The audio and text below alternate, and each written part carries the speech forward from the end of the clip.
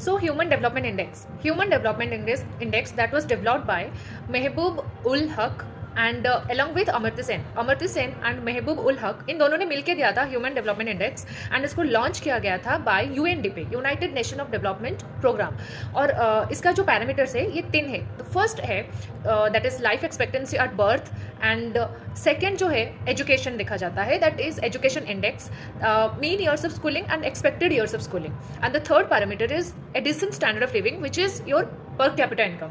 तो एक होता है हमारा लाइफ एक्सपेक्टेंसी एट बर्थ, ये देखा जाता है, and the second is education index and third is the पर capita income, the standard of living, जिसमें मेजर किया जाता है। तो ह्यूमन डेवलपमेंट इंडेक्स इसको जो लोगों की जो क्वालिटी ऑफ लिविंग है या फिर ह्यूमन डेवलपमेंट इंडेक्स जो है इसको कैसे कैलकुलेट जो किया जाता है किस किस चीज़ों के ऊपर लेके, सो ये 3 पैरामीटर्स जो है इस बेसिस पे हम ह्यूमन डेवलपमेंट इंडेक्स को कैलकुलेट करते हैं कि लोग जो लाइफ जी रहे हैं इसका मतलब इसका जो क्वालिटी ऑफ लिविंग है वो क्या है। Okay, so next is multi dimensional poverty index.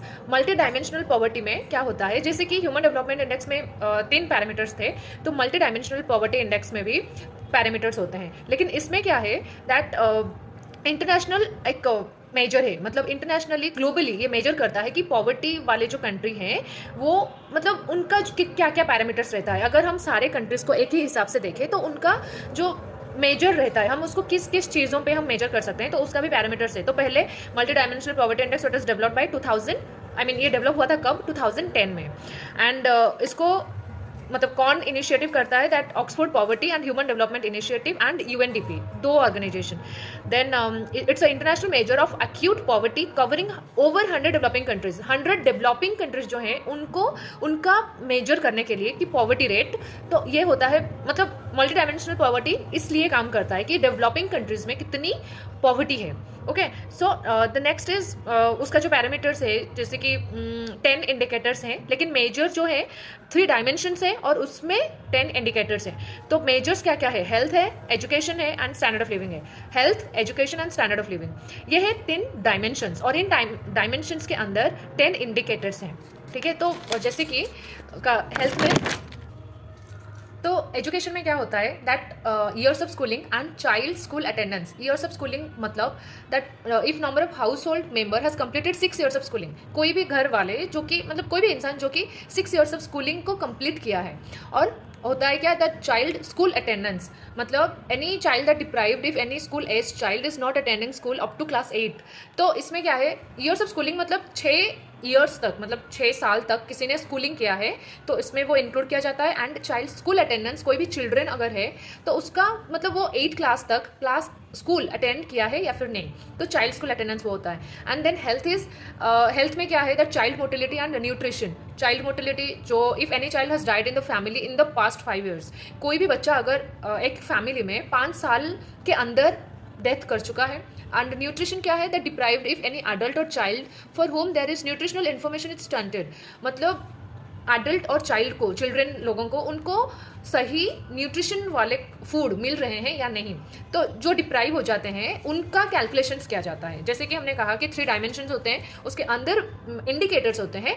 तो एजुकेशन के अंदर आया that years of schooling and child school attendance, and health के अंदर आया जैसे कि nutrition and the mortality rate, child mortality. And the standard of living में क्या होता है that electricity, sanitation, drinking water, floor and cooking fuel and asset ownership, ये सारे आते हैं स्टैंडर्ड ऑफ लिविंग में। Each indicator is weighed equally 1 to 18, उनका जो मेजर रहता है 1 to 18।